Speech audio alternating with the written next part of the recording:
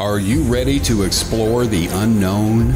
Dive into the world of the strange, mysterious, and unexplained with Eerie Expeditions magazine. Each issue is packed with spine-tingling tales, cutting-edge paranormal investigations, and exclusive insights into hauntings, cryptids, UFOs, and more. Whether you're a seasoned investigator or just love a good ghost story, Eerie Expeditions magazine has something for you. Join our growing community of truth seekers and adventure lovers. Subscribe today at EerieExpeditionsMagazine.com and unlock the secrets of the supernatural. Are you ready? That's EerieExpeditionsMagazine.com, where the extraordinary is just a click away. Dare to discover.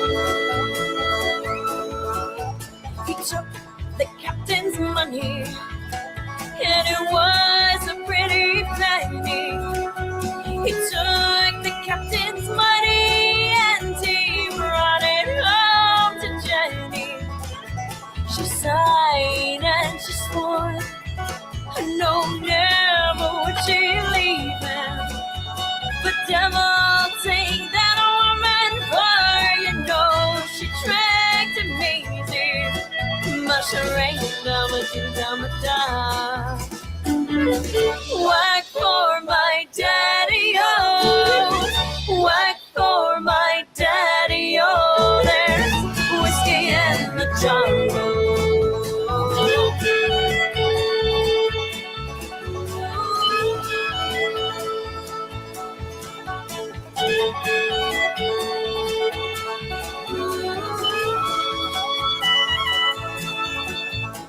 Being drunk and weary, he went to Jenny's chamber to take his Jenny with him, but he never knew the danger.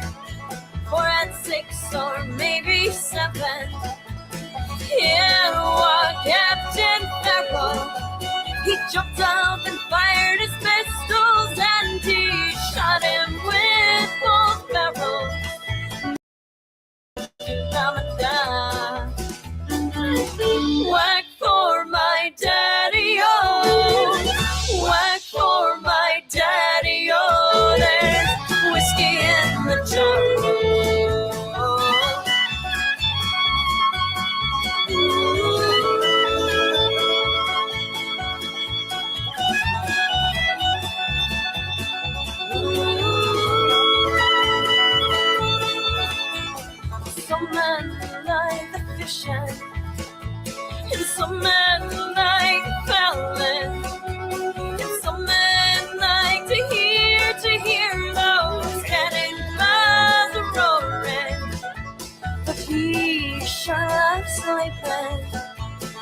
seeing Jenny's chamber, but now he's stuck in prison. Now he's stuck with a ball and chain. Mushroom, whack for my daddy, oh, whack for my daddy, oh, there's whiskey in the jar. Whack for my daddy, oh, whack for my daddy, oh, there's whiskey in the jar.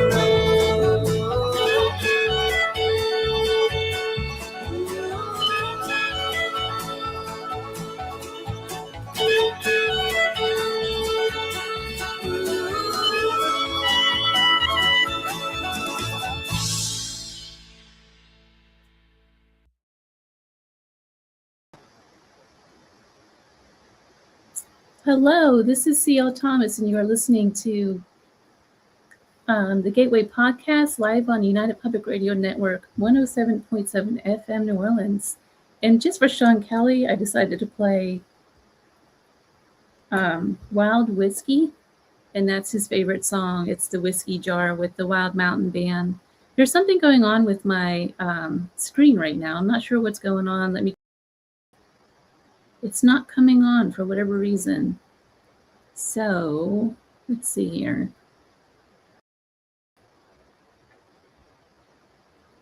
I don't know. It's all black for whatever reason.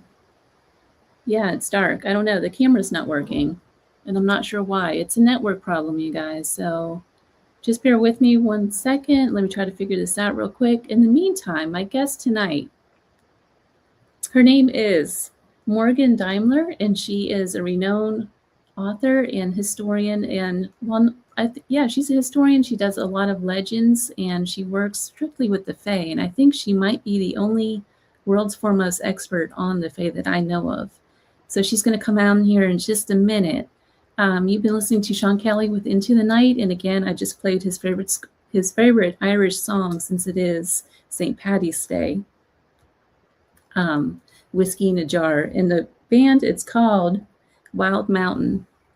So he comes on again on Sundays. In case you've missed him, he'll come on again on 4 o'clock Eastern time. After this show tonight is Paratruth with Eric and Justin, and they're always a great lineup here, so stay tuned after this show.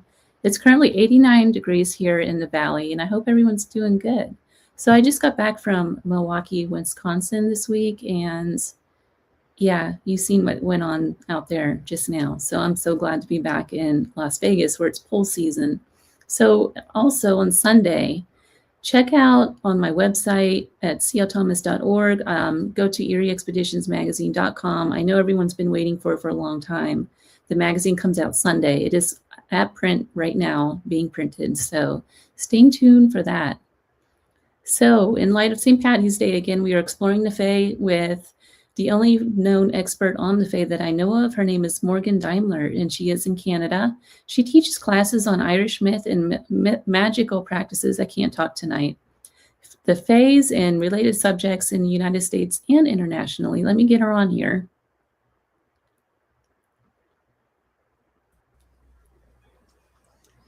Hi, Morgan. How are you? Hello. I am good, and I'm glad to be here.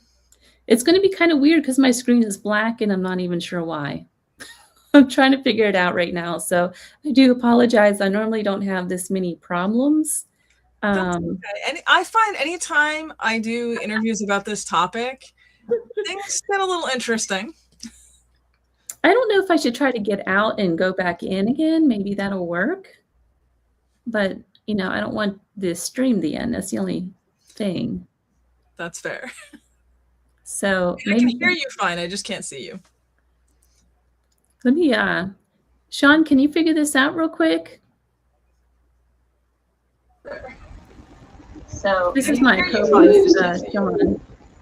Sean, you're live right now. Can you stay on for just a minute? I'm going to try to log back off and get back in. I'm trying. All right, I'll be right back, guys.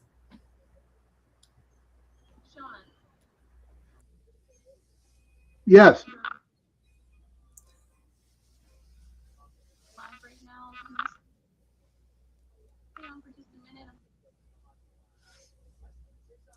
Hello, everybody. Just waiting for the host to come back. I'm really excited to talk with everyone tonight about this whole range of subjects, particularly the good folk or fairies, the fae, whatever we want to call them. It should be a good conversation and a great day to dive into this. And I'm not sure how much else I should say until the host comes back. So I guess I could tell you a little about me while we're waiting. I'm a folklorist. I have been studying fairies in an academic sense for a long time. I've done a bunch of university presentations about the subject, but I've also had my own personal experiences, and that's kind of my background is blending those two things together. And now I can see CL. Hi. Yay, I'm here. Woo, I'm glad that got going.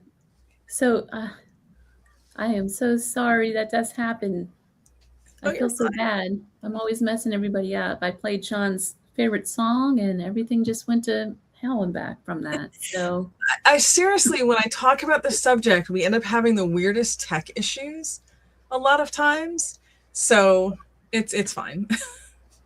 On the last show, I was telling everybody about don't cut down an apple tree today because the fae will haunt your house. Have you heard of this? I haven't heard the apple tree specifically, but there's all sorts of variations. They can get very possessive of their trees. Well, you know what? Now my computer has my computer is frozen. Isn't that nice? I can still see you and hear you just fine. So I guess I'm going to ask you all the questions. I had a whole bunch of questions for you, and I guess we're just going to wing it. So let's start out with, you just introduced yourself, did you? Very briefly, yeah. I was trying to fill the time until you came back. So you know all about the fae. You've been studying this. You do a lot of Irish folklore. How did you get into this? Yep. So I'm Irish American. That's kind of the culture I grew up in.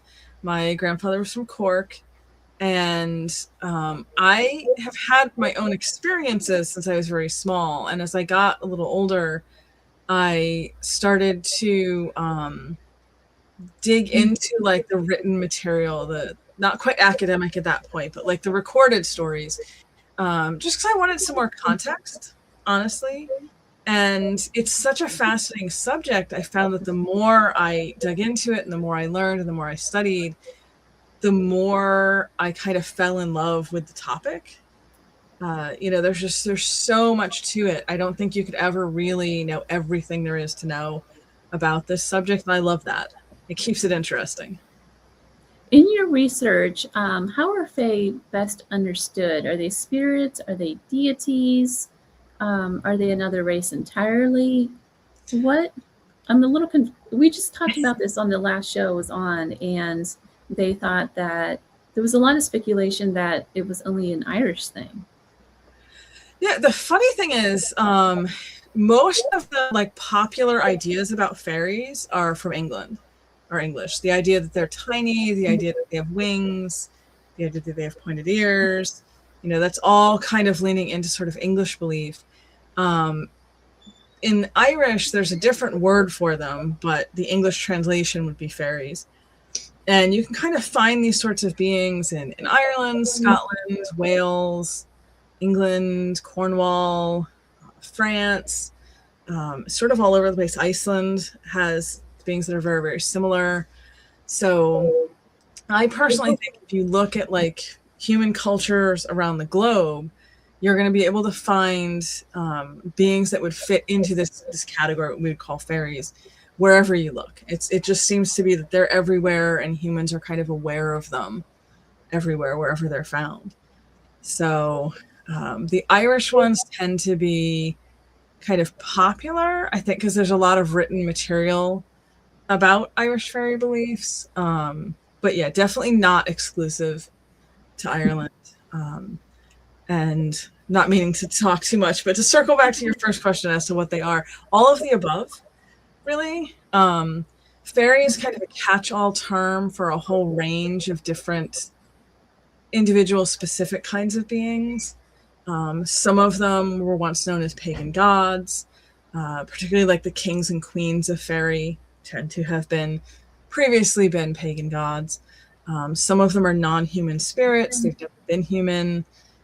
Some of them are said to be the human dead or humans that were stolen by the fairies and turned into fairies. So yeah, there's a lot of ground to cover. It's interesting. And so when you watch, there's been a lot of TV shows that came out over the last couple of years where there's hauntings and things like that caused by these little beings, and they almost paint them as if they're devilish little creatures. Is that the case, or is that what's going on with that?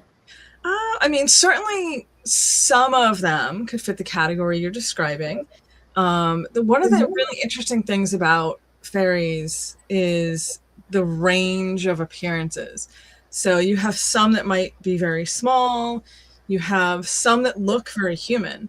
We have a lot of stories about people encountering these beings and initially thinking it's another human and then kind of realizing, oh, this is not, this is something else is happening here. You have ones that can be corporeal, you have ones that can be incorporeal. So it's just a lot going on. I've watched quite a few of like the I don't want to say ghost hunting because that sounds rude to the ghosts, but you know, people who are investigating haunted locations and they'll be saying, oh, you know, we have this ghost here, and I'll be watching and everything's happening. I'll be like, well, that's not a ghost though. That's a fairy, you know, or that kind of spirit that's there. So it gets really complicated. There are definitely some that are more on the like malicious end of things, and some that are mischievous, and some that maybe could be more helpful. So lots of potential ways that encounters can go. Do you do investigations?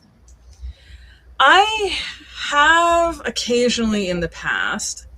I usually in those cases it's more like ghosts and hauntings kind of things. But I have visited sites. I go to Ireland every couple of years or so, and I have visited sites that had you know, that sort of presence to them. As well as places that are, you know, more traditionally human ghost haunted. Can you tell the difference between, because I've heard a lot of investigators say stuff like this, to where they can tell the energies if it's a human spirit or if it's an elemental. I think that there's certain things that kind of I would look for. And when people are telling stories about a location or, you know, talking about things that are happening, in my personal experience, obviously you're going to have different opinions sometimes, but if objects are going missing, like physically disappearing and then reappearing in another place or reappearing like a significant amount of time later, that is usually fairies or, you know, something along those lines. When objects are getting moved, like things getting knocked over or pushed or, you know, slid across a table, that's usually more like human ghost kind of activity. Temperature drops are more human ghosts. You don't really see that as much with fairies.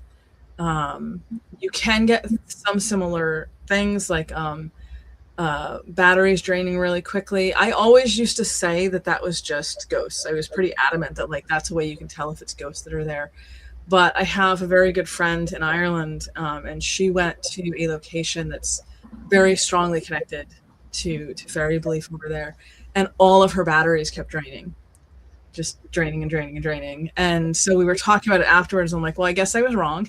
You know, no one's perfect. Everyone's wrong sometimes. Because yeah, apparently they can also drain batteries, or the location itself maybe was what was doing it. But yeah, so some things you see with both, and it can be a little confusing. But other things, like I said, the objects disappearing. With ghosts, in my experience, when you're investigating, if you're recording, you won't hear the ghost with your ears, but you'll hear them on the recording when you play it back, like EVPs. With fairies, you'll hear them with your ears when it's happening. You'll hear music or talking or whatever the sound is as it's happening. So sometimes that can be a little bit of a difference too. Is there a such thing as people kind of antagonizing these things, like, cutting down a said tree? I think someone earlier in a different show said a hawthorn tree. Yes. If you do these sort of things and your house becomes kind of infested with the fae, like particularly angry fae, can they become dangerous? Oh yeah. There's a lot of stories about why you don't want to antagonize them. I mean, and this goes like way back in folklore. If you look at the range of all the stories. So let me put it this way: their idea of like mischievous, like what the fairy equivalent of like a harmless prank would be, is I'll give you an example. There's this being called a puka. It's generally considered to be a type of fairy in Ireland, or sort of lumped into that category. And it would appear as a pony to drunk people trying to go home, from the pub at night.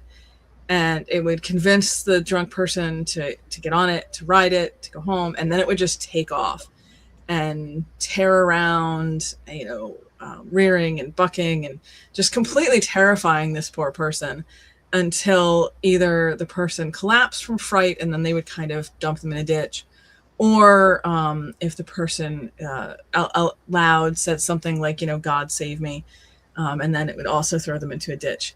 And that's their idea of like a fun prank. It doesn't sound very fun. That sounds like impish. Yeah, not so much fun for the human, fun for them. But we have a lot of stories of people who like damage a fairy tree, a hawthorn fairy tree. Hawthorn's the most common. And then it really does not end well for them. Usually they don't survive. I'm trying to be careful how I say this, because I know, we're being broadcast. I don't want to get anyone in any trouble. But yeah, when they're actually angry with you, the things they can do are like, madness, put an end to you, cause like significant illnesses, things like that. So generally, better idea to not antagonize or offend them. I actually warn people that do investigations of sites, because antagonizing ghosts tend to be really popular to get a reaction. You do not want to do that if you think you're dealing with fairies, because you're going to have massive problems if there actually are those beings around. When you look at the idea of these fays or elementals, historically, like in old literature prior to Christianity, right? So this is before Christianity came in. Do you think that the idea of imps and devils kind of came from the fae in a way? I definitely think the Christian idea of imps and devils kind of came in from older cultural beliefs. It's a little complicated to try to see where fairies would fit in the more like Irish UK kind of sense. But if we look at like Italy and pagan Italian concepts, they did have types of spirits. They were called daemons, but it's spelled different than the word demons. But they were sort of spirits that were thought to be around and potentially connected to people. And I do think that was probably a pretty significant influence on the later idea of demons. The words even kind of look a little bit the same and sound a little bit the same. So I do think there's a lot of crossover happening there. And it was really common actually in the early modern period. So from whatever, we'll say like 1500 up through, about 1900, early 20th century, for fairies to be directly equated to imps and to incubi, actually. So it's a very kind of blurry subject between the two. I think it's one, though, that's not looked into enough, in a way. Yeah. Especially, today a lot of people aren't aware of those connections. If you look at like folklore in specific places, if you look at like Ireland, they tend to view fairies as sort of like an angel that wasn't quite good enough for heaven through a Christian lens. If you go to Scotland, though, through a Christian lens, they'll say that they're demons that are not quite bad enough for hell. They're kind of, they're kind of in that middle territory. What kind of demon must that be? Yeah, it's sort of a demon light. Like, they're not gonna super torture you or eternal punishment, but they are probably gonna make you wish you hadn't gotten on that pony. That's funny. Do you find, like with the investigation, I've heard an old tale about Beelzebub and flies, right? There's that old story that goes back. I think Hawthorne even wrote a short piece about Beelzebub and flies being drawn to it, that he named his cat Beelzebub. But anyway, long story short, do you find that these investigations kind of draw a lot of flies, and is there like a connection somehow? That is a brave thing to name a cat. I just have to put that out of the way. Yeah, true story. Hawthorne named his cat Beelzebub. Yeah. Oh, I believe it. That's just cats are already an interesting category of being. That's a brave name to go with. Yeah, so I definitely think that when you're investigating locations, there are obviously human ghosts, there are fairy beings or elementals, whatever you want to call them in this context. And then there's like a third category of spirit, which I just tend to refer to as negative spirits. Some people would call them demons. They're the ones, like when you're doing investigations, people will talk about smelling rotten eggs, sulfur, or smelling like garbage, flies. The only time I've had experiences, or I've talked to people who had experiences where like mass amounts of flies just randomly appeared and showed up, it was always like the really negative kinds of spirits, the ones you really want to be super cautious with. When fairies are around, people tend to have experiences like hearing music, or I have talked to several people who have talked about having these spirits around and seeing a lot of moths. So I guess the moth would be like the fairy equivalent of the flies for the more dangerous spirits. I do think that there's certain animals or certain insects that are kind of more drawn to that kind of energy, if that makes sense. Yeah. That's interesting. Do you have any specific stories of anybody that's been infested with the Fae from your research or from your personal experiences? Oh, sure. In folklore, in the sort of the older stories, there are accounts in Ireland of people who, when you're building your house in Ireland, you're supposed to, traditionally, put marking sticks on the four corners where you're going to build the house. And the idea is you leave it overnight, and if you come back the next day and they're still standing, you're good to go. If they're not, and one has been knocked over, the belief is that you're putting it on what's called a fairy path, a fairy road. And you don't want to do that, because if you actually build the house, what's going to happen is you're going to get all of these beings coming in, usually at night, every night, and kind of try to pass through and causing you problems. There's also a story of a man who built his house partially into a fairy hill, which is like a main location they're kind of associated with and connected to in Ireland. And the same thing, you're kind of overlapping your home with their place. So you end up with a lot of that activity happening.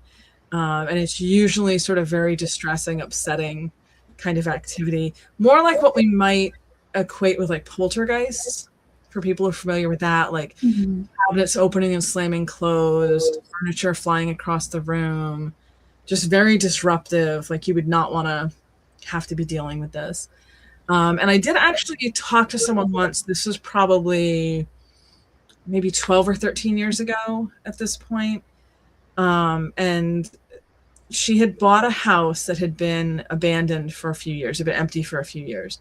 And there is this sort of idea that if you have a human structure and it's left unoccupied for a period of time, usually several years, that these spirits, these fairies will move in. They're kind of associated with that. So she had bought this house and was going in to kind of try to fix it up so she could move in, putting in a lot of iron, wrought iron, and fairies do not like iron. It's usually a way to kind of protect against them. Yeah. So she was basically going into this house, which she had bought, but was full of these kinds of spirits and doing some things that those kinds of spirits really didn't like, kind of putting in things that were meant to drive them out. And she actually ended up, she was standing on top of a retaining wall and felt an invisible presence, but felt something push her. And she fell and ended up breaking her arm, which was the point when she'd kind of reached out and was talking with me to try to figure out what to do, because obviously you don't want to live there with these spirits that are really upset with you and mean you harm, but it was her house. So you have to kind of try to find a way to work things out that everyone's happy with. Interesting. So how do you solve that problem? If you have a house on their road, what happens then? So when it's on a fairy road, there's not a ton that you can do. There was a traditional belief of always building the front door and the back door in a straight line so that any spirits that came in could just pass directly through and not be wandering around and kind of stuck in your house. In general, if you have a lot of these types of spirits around you in your home or just around you in general, and you're concerned or you think you've offended them, bribery is a big go-to option. When in doubt, bribe them. Dairy products are really the main one. Hello to your cat. The idea that, milk, butter, cream, things along those lines would be kind of left out for the good folk. And that could sort of help in some cases if they were unhappy with you, or you would have to go to a professional, someone who's sort of specialized in dealing with these kinds of beings, these kind of spirits. And I see a comment in the chat talking about there was a tradition in Ireland of burying the body of a cat under the threshold. They also used to do that with horse skulls, with the idea that it kind of protected the home. And there's a tradition as well. I don't want to offend your cat because I know she's right there with you. Putting the body of a cat in the walls of the house, like interring them there, again with the idea that it would protect against these sorts of spirits. And they've actually, archaeologists actually found that kind of stuff throughout England, haven't they? Yep. It's really interesting when you hear people talking about these sorts of stories and these things, and then you have archaeologists going and actually finding them, so you know that this actually was something that was done. It's not just a story. I love it when things work out that way, when like you have the archaeology and the stories and the folklore and then the modern accounts kind of all working together. Yeah, I love that too, because then there's like evidence. I think even here in Nevada at the old Washoe Club, I think they might have found a cat in the walls there too. Oh, that's cool. I've heard of the club, but I hadn't heard about the cat. Yeah, I think there's a mummified cat there. I'm almost certain it's in a case, and I think it came out of the wall there.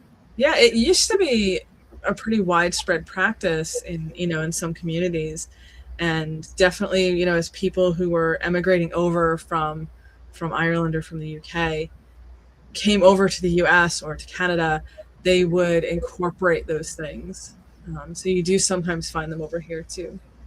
Don't worry, Loki, we won't put you in the wall. When working with the Fae though, and they have like a really bad first of all, I know a lot of people who are building like gardens and things to try to bring these things in.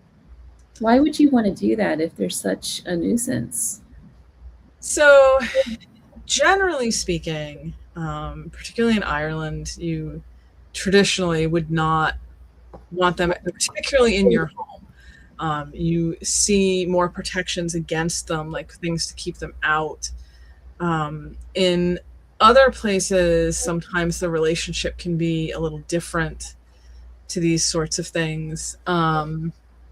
And you do see this sort of idea of wanting to deal with, usually they're referred to as like house spirits, which is not a concept you find in Ireland, but you find it other places. And the idea is that you want to have a house spirit in your house. It's a good thing. And you want to be on good terms with it.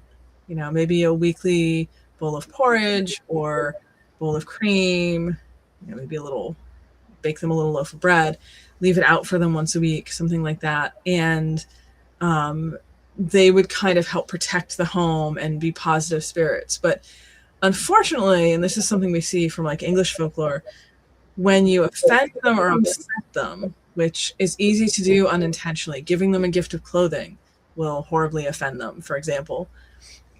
Yeah, they don't like that. And then they become a much more dangerous sort of a spirit, and they can cause a lot of problems. And sometimes they'll be attached to a particular house, but a lot of times they're attached to a person or a family. So like there's an account from England with a being, it's called a boggart, and it was really just harassing this family. Again, kind of like poltergeist activity is what we would probably call it, you know, here. And really made it so miserable for the family that they decided to pack up and leave because they figured it was attached to the house, it would stay at the house. They got all their stuff packed up in a wagon and they're going down the road, leaving their house behind, and they hear the voice of this fairy, of this boggart, from their kind of packed items in the wagon, sort of saying something like, "Oh, I can't wait to see where we're moving." Because it was going with them. There was no escape. Wow. So this idea, though, in America, does this happen in America and in Canada?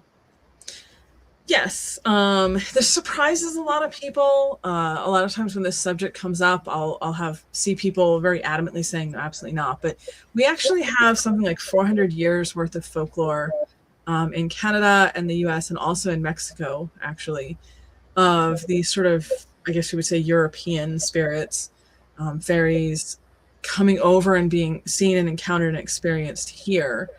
There's even place names, particularly along the East Coast in Canada and the US, named after these types of beings, which is something we find, you know, back in Europe. And usually this is within communities that are coming from places like Ireland or Wales or Scotland, where, you know, the belief in this is really strong. And there is this idea that these beings will follow people. The banshee, which is pretty well known in Ireland, it's literally means fairy woman, but it's this sort of spirit that appears and forewarns of a death coming in a family. And they're sort of known to be attached to particular families, particular last names, with a Mac or with an O is what they say. But we have at least a dozen accounts that I've run across in the US and in Canada of people talking about hearing or experiencing a banshee. So definitely, you know, they kind of seem to have come over with the communities. As the community moves, the spirits, the fairies go with them in a lot of cases. So yeah, we find a surprisingly large amount of stories over here. Yeah, there are a lot of stories. Even out here in the desert, there's a lot of, they don't call them the fae, they call them elementals. Yep. Within the Native American culture and some other thing, the Spanish culture that used to be here. Yeah, there's a lot of different indigenous groups, First Nations in Canada and then indigenous groups in the US, who have beings that are very similar to the European fairies. Like there's one, they're called Makiawisug with the Mohegan cultures. And they, if you just describe them without saying that they're, you know, indigenous to the US and that this is what they're called, you would think they were talking about a European fairy. You know, they're like 2 feet tall. They look exactly like, you know, the human population around them, but they're about 2 feet tall. They don't like being stared at, which is something we find in a lot of Irish and Scottish folklore. They can be helpful, but they're very easily offended. And if they're offended, they're going to cause you problems. Make sure you know, never succeed at anything again, kind of stuff. But if you're on good terms with them, respectful to them, then they can help you. You know, they can do the opposite and be be very useful to you. I kind of do want to talk about what they look like. There's a comment on here too I want to address. The gift of clothing to me is also horribly insulting. Well, That's fair. Foxy Joe, he's a funny guy. But this idea of they don't like to be clothed. So a lot of the people who talk about seeing these things, particularly in England, they describe them as this ugly little 2-foot or even smaller, hairy creature with big ears. Yep, you see that in England. You'll also see in England them being described as like tiny and almost like childlike in appearance, sometimes with wings. In Ireland, it's a bit of a mixed bag because, again, there's a couple different types of beings that get put under this label. The puka, when it's in a human form, usually is described as being like a wizened old man kind of looking thing. They have the leprechaun, of course, which is supposed to be about 18 inches, half a meter tall. In more modern folk stories, usually described as an old man looking, beard, the whole deal. In the older material, because leprechauns actually go back to about the 8th, 9th century in Irish mythology, there were female leprechauns, male leprechauns. They had a king. They had poets. It was like a whole society. And they were actually originally connected to water. They were a kind of water spirit. So it's interesting to kind of see how that has changed and adapted. And then, of course, you have the Tinashi, the good people, who look very human. They're 5 to 6 feet tall. They don't have anything about them that immediately makes it clear they're not humans, but there's like an aura to them. An otherworldly or magical aura, and when they talk to people or they encounter people, they will know things they shouldn't be able to know. They'll be able to tell you things about yourself that they shouldn't know, and they have these abilities that that humans don't have. So yeah, it's a fascinatingly wide range that you can run into. There's so many rabbit holes you can go down. Yeah, this is why I love this subject, though, because it's like I said, you can study it for decades and still have more to learn. Yeah, it's so true. So do you think it's dangerous that people are putting gnomes out in their yards? In a way. I think as long as it's out in your yard, that's probably the better option. Gnomes are interesting. That's coming more from like Germanic kind of cultures. And from what I understand, they're seen as a more generally positive kind of spirit. Everything is positive unless you offend it. So some of them are much more easily offended than others. And they are thought to be like helpful with the yard and with the garden and kind of positive energy. And you also see them Nisa or Tamta, again in Germanic cultures, that are like house spirits or barn spirits that are helpful. So I think the gnome statues, as long as you're not like decorating inside your house with them, are probably okay. There's another big trend you'll see, fairy doors, which is actually the largest company that makes those is Irish, which I just think is really funny because, like I said, in Ireland, there's a belief that you really don't want to invite these spirits into your home, but they're sharing that with the rest of the world with fairy doors. Yeah, I never even thought about that you're literally creating a gateway for them to come through. Yeah, and then the thing that I always mention to people when that subject comes up, the fairy door specifically, is doors open both ways, and you really have no way to control what comes through that door. And then particularly if you buy the manufactured fairy doors, it comes with a little contract that you sign, which you never want to do with anything from the other world, any kind of fairy, because they're very tricksy. They're like lawyers. They'll get you with the loopholes. Yeah, so I would personally be a little cautious about just having a door hanging out that anything can come through, but that's just me. Cindy says she has gnomes inside and outside and loves them. I do have an interesting story. I used to live in Nashville, Tennessee, and I had an old barn on the property, and the barn was built, I think, 1920s. My house was 1920s too. And I was out there gardening one day and come across a wrought iron gnome about this big. It's an old antique wrought iron gnome. I thought it was the most interesting thing. So I dug it up, cleaned it up, and repainted it with black chalk paint. And it is like the creepiest statue ever. It's just so it's got this like feel to it that every time I look at it, it's just it of course it's in Vegas with me. I brought it with me, but it stays outside. It's not allowed inside. But there's actually one of the more famous English accounts of fairies. It happened, I want to say in 1974, but it was something in that range of time in the 70s. And it's called the Wollaton Gnomes. And it was a group of children who were playing in a park, not related. They were just all friends, if I remember correctly, and school children. And they encountered what they described as a group, like a larger group, at least a dozen, of little gnomes riding in little cars. And initially they were kind of like, oh, this is really, interesting. Because these were like 10, 12-year-old kids. And you're seeing a bunch of little gnomes riding around in little race cars, basically.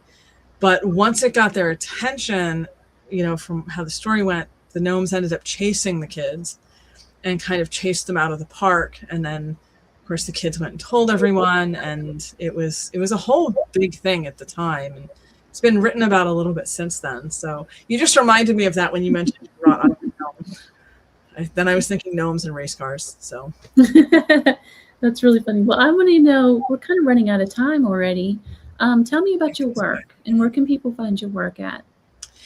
Sure. So I have a book coming out in a few weeks, the end of this month, called The Fairy Courts, which is looking at the idea of the fairies appearing in specific courts or groups, having kings and queens, that kind of thing, and sort of how that belief has come into more modern belief, as well as like fiction and gaming and such. And then I have a book on the wild hunt coming out in a few more months after that. So that's kind of what I have going on work-wise at the moment. You can find my work any place that sells books. I have written a lot of books, mostly about fairies and Irish mythology. I just completed a translation, because they translate Old and Middle Irish into English, of the Tonbo Cooley, which is one of the big, great Irish epics. That'll be out next year. So, yeah. Exciting. Now, you teach, though, too, right? I do. I do. I sort of have a dual identity with that. I do present papers at university conferences. So that's sort of the academic side of things. But then I also do speak and present and teach at like esoteric and pagan and witchcraft kind of conferences. So kind of both ends of the spectrum. And a lot of that is in person. Some of it is online. I'm kind of a little bit everywhere. I did. There's an interesting question in the comments I kind of want to ask. They say they heard about fairies and plants that move back and forth like they're dancing to music. I'm not sure what the question is, but I kind of feel like I know what she's talking about. Like, is there a collective energy, so to speak, with the fae in the forest somehow? Yep, a little bit. There's so many ways I could kind of interpret this question too that are all really fascinating. So I'm trying to decide which way to go. Yeah, there's so many different ways you can go with that. Yeah, I actually have a friend local to me, a friend, acquaintance kind of person, who got a video of that happening. She is like a massive gardener. Plants love her. And she was out talking to this assortment of plants that she had. And one single leaf in the middle started moving. And she even went over and looked. There was nothing around it. There were no insects. There were no animals. There was nothing. So she started like talking to it. And she'd ask a question and it would move to kind of answer the question. And she got a video of it. So I've seen this. It's really fascinating. yeah, it's this idea that like everything else is perfectly still. It's not the wind, it's not an animal, but the plant is still kind of moving. And one theory with that is because fairies can be invisible to humans, they can be all around us and people don't see them, that there is a fairy there, you just can't see it. It's moving the plant. The other idea, of course, would be that it's the plant. The plant has its own spirit, and that's kind of what's moving in that case. There is a thing that I saw where somebody hooked up. It's like a vibrational device that you clip it to a plant leaf, and it goes through I think it's a symphonizer, and the plant can play music based on the energy that it's transferring through it. It's really cool. There have been some really fascinating studies that have come out, I think, across the last year about plants and intelligence, essentially sentience, and the way that like forests will communicate with themselves, like one tree will communicate with the trees around it through the root system or through releasing particular chemicals. It's really interesting stuff, for sure. Yeah, I think there's a book too that trees talk. I don't know the name of it, but there's a book out about that too. But Morgan, thank you so much I really appreciate you coming on the show. It's always fun talking about the Fae. And when your new book comes out, I'm going to have you back on to talk about I'd love to come back and chat more. I love that too. For hours. Yeah, there's so many rabbit holes you can go down with this. So for sure. Thank you so much. Yeah, thank you for having me on. You've been listening to The Gateway, broadcast from the edge of the Mojave where the strange slips through the cracks, live from United Public Radio Network, 107.7 FM, New Orleans.